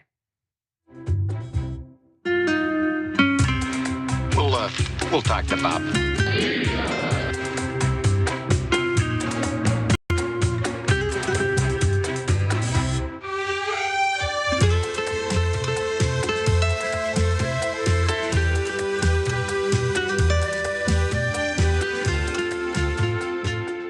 Welcome back to the Young Turks. You have Yaz, Waz, and Sharon with you tonight on the Power Panel, and we're gonna get right into this next story. They try to act like, oh, political violence, it's the Democrats and it's the liberals. And it's like, actually, I mean, I'm not gonna say that a left-leaning person cannot be violent, because that would be crazy to say that somebody can't be. But baby, y'all got the white supremacists galore, okay? All of them. You got the Proud Boys, you got the neo-Nazis. You have people that literally should be classified as domestic terrorists. On the American Fever Dream podcast, Democratic Representative Jasmine Crockett correctly identified that many hateful groups are associated with right-wing ideologies. But from there, her comments took a turn. Let's watch as she accuses all Republicans of being inherently violent. Guess what? They all align with your side. Yep. Including the KKK. So I mean, this is who aligns with that. So inherently, in who you are, y'all are violent. Right. Y'all, and most of your violence has to do with people that's got a little bit of melanin. But nevertheless, y'all are a violent group of people. You attract violent actors. She also accused Trump voters of voting based on bigotry. Here's the clip. There is a song that says, I need you to survive. And I said, that is what people failed to realize when they went out and voted, and they were like, well, I don't like the trans person, or I don't like the black person, or I don't like the immigrant, or I don't like, the poor person, or whatever. But the reality is that we need each other to survive. Later in the interview, Sammy Sage, one of the hosts of American Fever Dream, raised an interesting point about certain Trump voters. She argued that some of them feel let down by the Democrats failing to deliver on policy, like when Obama facilitated the Wall Street bailouts after the 2008 financial crisis. But Crockett immediately countered by arguing that the Democrats do not have a policy problem. I think some of the leadership in the party actually really underestimates how how much distrust there is that goes beyond Biden. Like Biden was a final straw thing for people, but I really think that like the distrust goes back to 2008 when they thought they were getting all this change with Obama and they kind of just got more corporate bailouts and look, the economy recovered, but so many of these people who became Trump voters that were Obama voters are the ones who felt like they got screwed by that. Yeah. And I think there's I think there's a lack of appreciation in DC in particular for how screwed people feel they were. Yeah. And I don't know how do you get that across to some people who are like living in this like true bubble? It's tough because for the most part, it's like, well, we need to change our policy. I'm like, ain't nobody reading all that policy. The people listen, the people that are voting based on policy, they know where to find it. They're doing it. They right. They're voting. Right, exactly. So, first of all, I like Jasmine Crockett. I don't agree with everything she says, but here I think she's missing quite a bit. Trump voters, in my experience, they don't think of themselves that way. They don't feel violent. They don't feel hateful even. A lot of them are old school Republicans who don't understand, like in their minds, they can't imagine not voting for a Republican, even if it is Trump. But whenever they see these more hateful and more violent groups, they really don't identify with those people. They don't see themselves in those groups. They don't, they don't like them maybe, but they don't see themselves as one of them. So they're really not thinking of themselves that way, and they're not acting in the world that way. At worst, they're kind of looking the other way and saying, you know what, yeah, these are some of the things that people are saying, but that's not what I believe. That's not what I'm voting for. I'm voting for this other thing over here. And this is just a thing that we as a nation have to deal with, right? Some people who don't like Trump, but are still going to vote for Republicans, and they say, you know what, Trump is not my favorite, but I'm still going to vote for this party. But the thing that, apart from categorizing people that way, that Jasmine Crockett said that is frustrating, is Democrats really don't understand the Trump story, or rather like the story that Trump was selling to the American people, the reason why he won. Like they still are not getting it, right? They're still not understanding that people are not voting for Trump because they're hateful people or because they're violent people. They voted for Trump because they were scared, and there was so much uncertainty in the world and so much instability, and they were just desperate for someone to come in and fix it, right? And Trump was an outsider, and they said, let's just try him. Let's see if he can do something that all these other politicians were unable to do. And the Democrats are still over here saying, we don't have a problem here. Waz, let's start with you. What do you make of this? I think this is just the Democrats writ large. This need to look within, and yes, obviously we all agree. Trump has said bigoted stuff. He probably personally holds, if I could put money on it, and if I could peek into Trump's soul, I would guess that this guy has racist thoughts, racist tendencies, is a bigoted individual.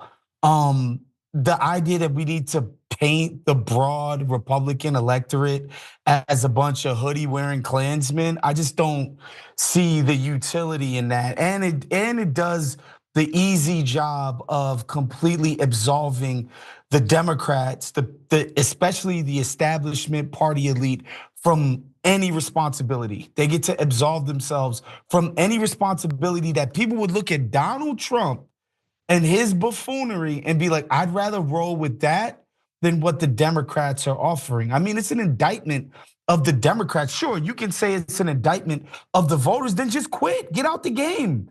If American voters are so trash, then move on. What are we doing here? This is pointless. Like, you can't do politics with that mentality that people are not persuadable and that everybody is a secret eugenicist and a Nazi in waiting when they don't vote for you. I just think that's just a defeatist way of looking at the electorate. And again, when you also ignore the fact that Trump's coalition is just way broader than that. Like, you're telling me like all of these Mexicans and Latinos and all these people that voted for Trump are just self-hating Latinos? That's what we're doing? We're calling these people self-hating? Like, it just doesn't comport with the actual facts on the ground. And I think the Democrats need to offer a counter program. It can't just be like, oh, speak to like, oh, you're a perfect racial harmony person, and that's why you love us. It's like, and Trump is bad. Like, no, dude, you need to offer these people a program that is completely counter to the nonsense that Trump is offering them. Yeah, and also like telling people that, you're a self-hating Latino, that's not going to go over very well, and we know that. We should know that by now on the left, that doesn't work well. And also it doesn't help anything. People aren't going to be like, oh yeah, you're right, let me like vote for this Democrat instead. Anyway, Sharon, what do you have to say? Yeah, I think Waz made a lot of sense. So did you. It's like, what's your end game here? Okay. I think it's difficult though when you are a person of color. Let's say Jasmine Crockett, I think, is a brilliant young leader and coming into her own. But the litmus test for me, when I'm able to, is if you say these dirty, nasty, bigoted, racist things, misogynistic too, I don't need to look into his soul was. It's probably dark and crusty in there anyway. I don't need it. It is what it is. I trust and believe. But I also think that it's very difficult for a Democratic Party to take a good look at themselves when the strategy, the winning strategy on the other side was so beautifully dumb, if you will. I mean, it was full of holes. I want make America great while I steal everything from you, and I lock up some of my own voters, and I just don't do anything I say I'm going to do. And I said I was going to help eggs and avocados and such, and now, I mean, it's not happening. Okay, full of holes. So you have this elite mentality, or just my IQ is a little bit above this nonsense. And it's hard for them to look at themselves and say, oh, wow, we're out of touch too. She basically dismissed, the moderator's question there where she said, look, there was a lot of people disappointed with Obama and bailouts and the like. And that can be a thing if that's your thing. And it affects so many people. So I think we're a society, though, that is in all of these little pockets and cocoons, and we retreat to our own little things. And it makes it very difficult to take a good look at ourselves, listen more than you speak. She's a wonderful speaker, Jasmine Crockett, okay? I have trouble with listening instead of speaking a lot too, okay? But she's onto some things here. But I think it would behoove her to have difficult conversations with people other than clapping back at Marjorie Taylor Greene. I mean, that was easy for her, low-hanging fruit. I think she really has to say, if we're so great, how come we lost? Why do we lose? And why do we keep losing in the face? We're great. This bum told a bunch of lies. There's a bunch of holes in this, yet you still lost. So what does that say about your strategy, your policy? Yeah, absolutely. And it's more disappointing coming from her than it would be coming from like most other Democrats that we have right now in Congress, because she's supposed to be the way forward or part of the way forward. And it's like, come on, like, please do not fall into these same traps. I don't want to see a repeat of all of this. So anyway, we're going to move on to our next story. This is kind of a good news story, so buckle up. So in recent local elections right here in Texas, voters have made it known that they may be red, but they're not that red. Texan voters managed to oust several conservative incumbents from school boards, specifically incumbents who promoted book banning within their districts. In recent years, Texas has become the nation's leader in book banning hundreds of titles from school libraries, most of which contained LGBTQ themes or have characters or authors that are just not white. Now, the general public has politely asked their school districts to stop doing that by voting in several candidates who oppose the book bans. So this is from the Texas Tribune. Saturday's election saw the defeat of numerous conservative school board trustees in the Tarrant County suburbs surrounding Fort Worth, the epicenter of the state's recent culture war fights over how students should learn about race and gender. All 7 school board candidates in contested races who were endorsed by the Tarrant County Republican Party lost their elections. And this isn't just about individual school board members. The influx of far-right candidates was a concerted effort to influence the public directly at the local level where they're going to feel it the most. The fight dates back to 2022 when a network of conservative donors and groups led by Patriot Mobile Action, a North Texas Christian nationalist PAC funded by a cell phone company, backed a slate of 11 school board candidates around the area, 10 of whom won their elections. That included major gains on the Mansfield ISD board, where the newfound conservative majority gave itself oversight over which library books could be added to school shelves, presaging a proposal now making its way through the legislature.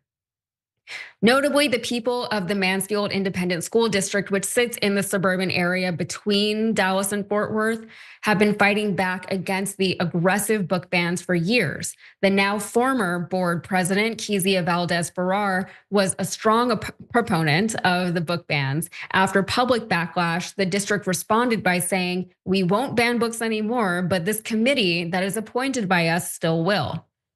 On Saturday, Anna Alicia Horn became the new board president, winning 60% of the vote.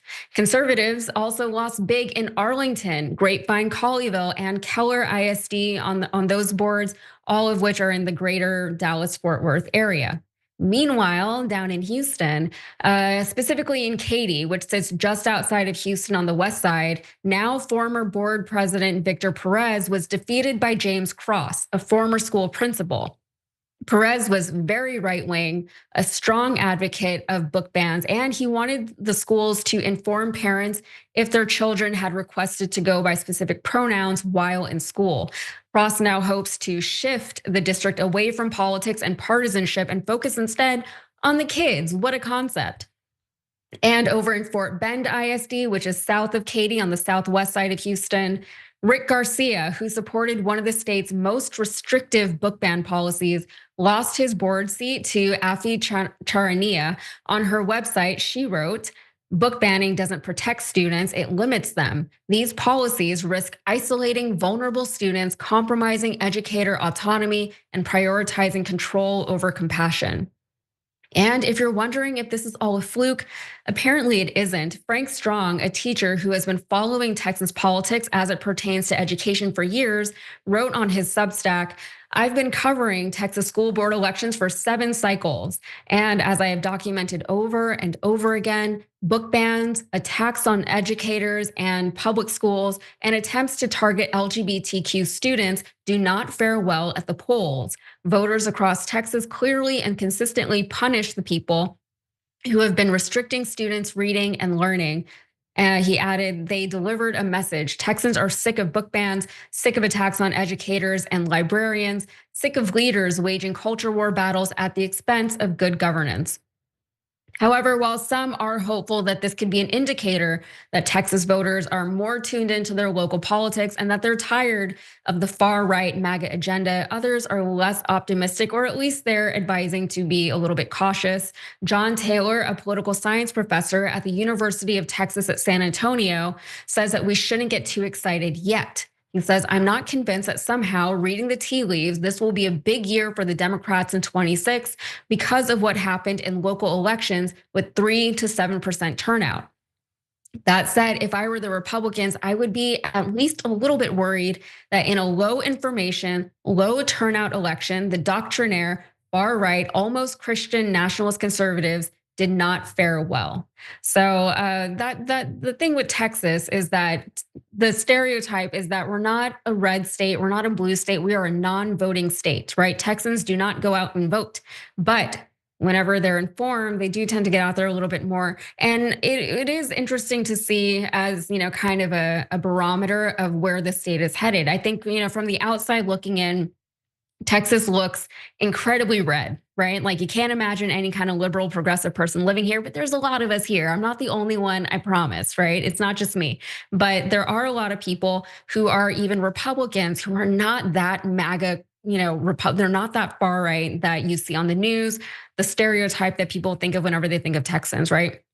There's a lot of middle of the road people, a lot of centrists. There's a lot of people who just don't identify with any of that. And then they see things that are coming directly into their schools, into their children's schools, and they're not very happy about it. And it's caught a lot of backlash, especially in these suburbs of these big cities, because the cities are blue, right? The suburbs, you get a little bit red there, but a lot of people from the cities, when you have kids, you move out to the burbs. Katy ISD in Houston had one of the best school districts in the Houston area, at least, right?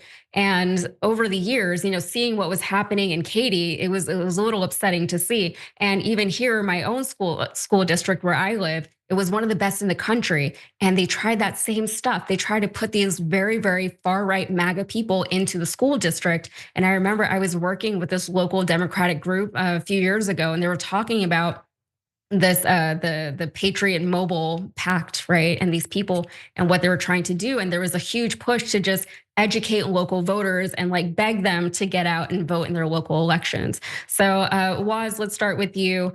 This is local stuff, right? This is where people feel things, right? It feels like a victory. I want to celebrate it, of course, cautiously. But what do you think this says about where American voters are headed? Are they tired of MAGA? I don't think it's that. I think what's funny about us doing the Jasmine Crockett thing before is, it felt like she has a lot of contempt for Republican voters. And oftentimes I feel like Republicans have even more contempt for their own voters. And what I mean by that is like, they really sometimes think that every Republican voter is some frothing at the mouth, vicious, racist, sexist, homophobic psychopath.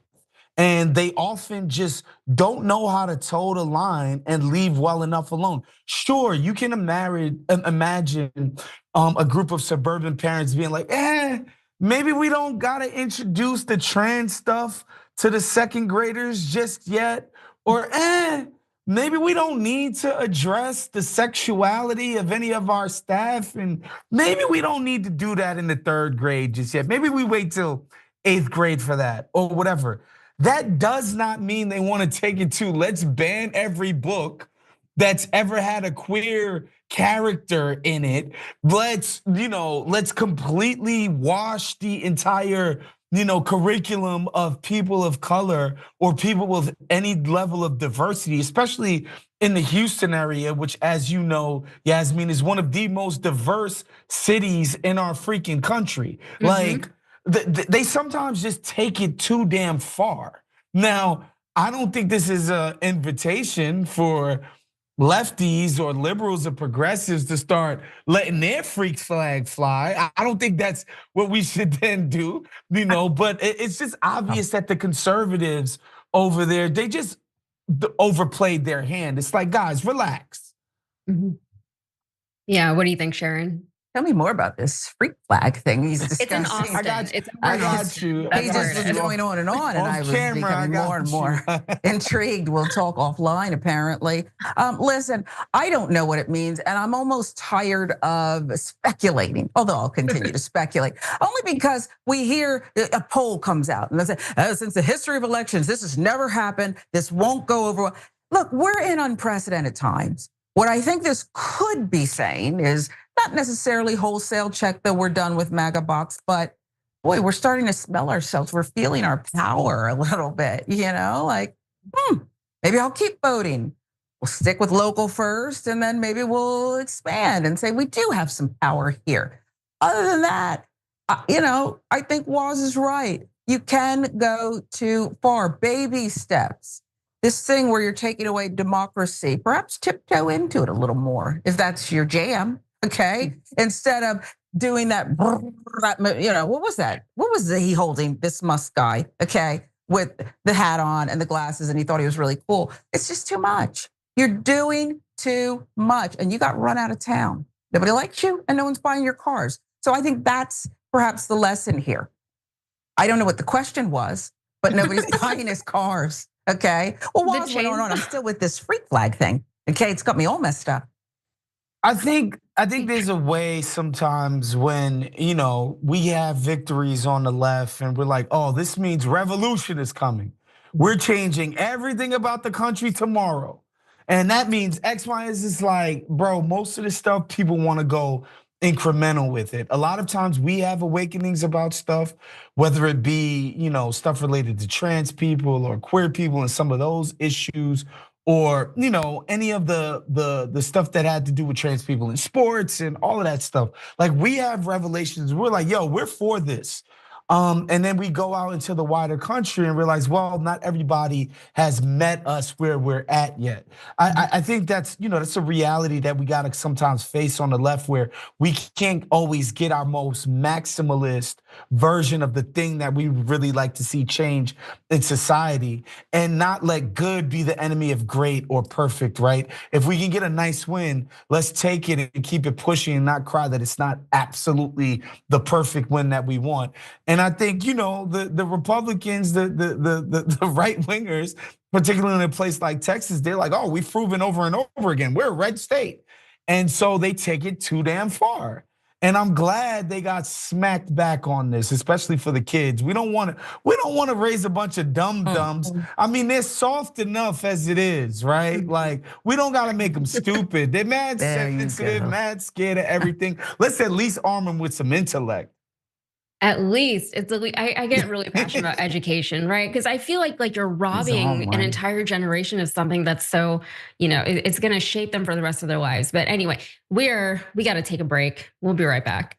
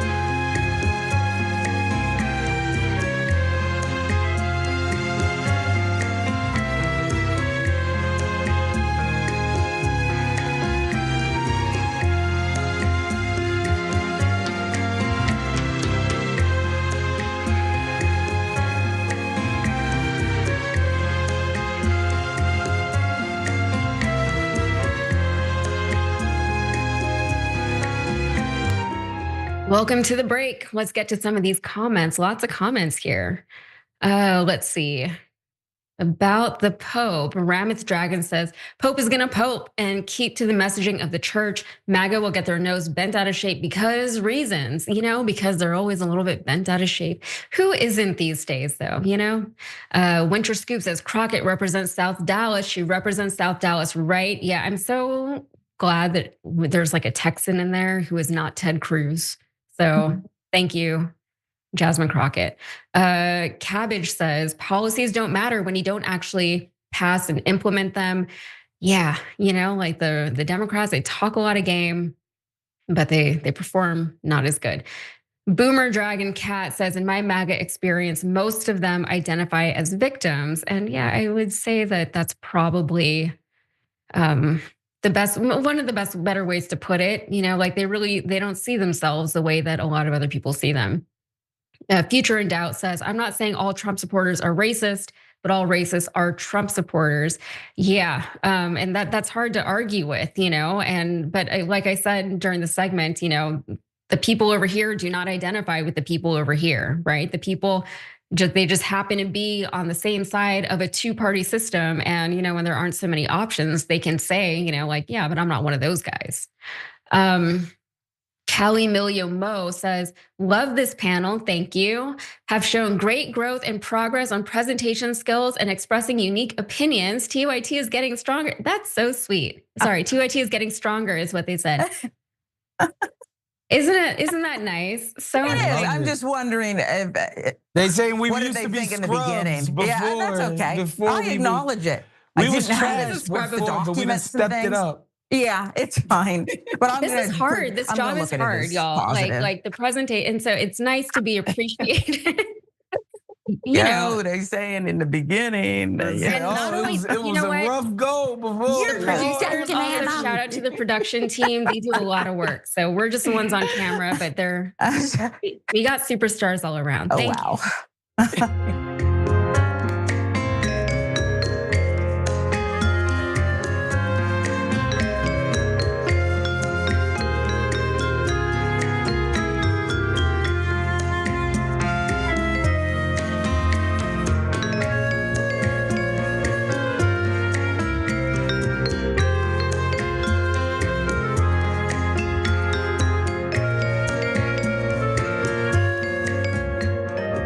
Okay, we have one more story to get to before we wrap this hour before the bonus episode. So let's get right into it. Enter the country illegally, and you know you're here illegally, and you choose to have your citizen child, that's on you. That's not on this administration. If you choose to put your family in that position, that's on them. But having a U.S. citizen child after you enter this country legally is not a get-out-of-jail-free card. It doesn't make you immune from our laws. After Tom Homan denied last month deporting 2 U.S. children with their mother back to Honduras, a new report from the Daily Beast reveals another case of U.S. citizen children being deported. This from the Daily Beast. Denise Parra Vargas and her husband Omar had just dropped their 3 children, aged 9, 5, and 4, at school in Austin last Thursday morning when their car was pulled over by Texas state troopers, at least ostensibly because the license plate was expired. To clarify, the Daily Beast report did not state the legal status of Denise, Omar, or their oldest child. However, their 2 youngest children, both boys, are born in they were born in the United States. When the parents were pulled over, again because of simply an expired license plate, the Texas state troopers turned in the 2 children to ICE as suspected undocumented immigrants. The father was sent to an ICE detention center, then deported to Nuevo Laredo in Mexico, just across the border from Laredo, Texas. The mother was released after being fitted with an electronic monitoring ankle bracelet by the ICE Intensive Supervision Appearance Program, or ISAP. Parra Vargas was told to check into the Pflugerville Processing Center where she'd be eligible for asylum and a work permit, but after she appeared alongside her kids, they all vanished. According to a spokesperson for Grassroots Leadership, an Austin-based criminal justice and immigration advocacy group, her understanding was that this was supposed to be a routine appointment. It was not a threat. Grassroots was unable to find where she was until she called early Wednesday afternoon to say she had been deported to Reynosa. When she called from the other side of the border, she said that she signed a paper, but she wasn't sure exactly what it was. She never had a chance to consult with anybody. Any efforts from our end to be able to advocate for her release, or even for our legal team to be able to work on her release, none of that was possible because we weren't even able to locate her. They were taken from their home without the chance for them to even grab any of their belongings, like any toys, any clothes, anything that they might need for their day-to-day lives. They don't have any of that, and that's just including the material possessions. There also is the long-term psychological damage. So I think the psychological damage, I'm so glad that they mentioned that, because a lot of times whenever we discuss these stories, you think about the legality of it. And it is very easy to overlook the human aspect to these stories. This is a life, a small life, a young life that is being so disrupted in such a way that even if they end up back in the United States, who's going to take care of them? All these things, right? Their very stability, right? That bottom tier of the Maslow hierarchy of needs, right? All of that is disrupted, and it's going to take a lifetime to overcome, right? I think people underestimate how damaging these type of situations can be, how traumatizing they can be to witness. And I've never experienced anything like that. This is just empathy, right? Which I'm told is not a good thing to have these days anymore. But I can't imagine expecting a child to go through something like this and then being like, oh, my bad, if it comes to that, right? So everything going on right now, there's so much uncertainty. People don't know how to plan their lives. People don't know how to live their lives, right? Something that you thought was just a routine thing. You got a expired license plate, whatever it was. Fine, you get it fixed. But next thing you know, that your whole family and your whole life is upturned, and you're dealing with something that's so topical, but nobody really knows what's going on because it's so unfamiliar. Sharon, let's start with you. What do you make of this? Well, I think that again, we've heard it said time and time again, cruelty is the point.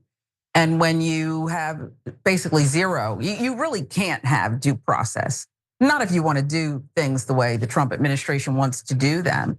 I mean, if the federal government wants you, they can get you. There's no need to pile on with the lack of due process even a little bit. It's just no need for this. But that is the point. That is exactly what they want to do here. And I've seen it happen just in other years, just being a reporter where, oh, we're having a gun buyback, cash for your guns. And the next thing you know, people show up and they want to turn in a gun and get a $100 gift card. And they're arrested because it was really a warrant sweep.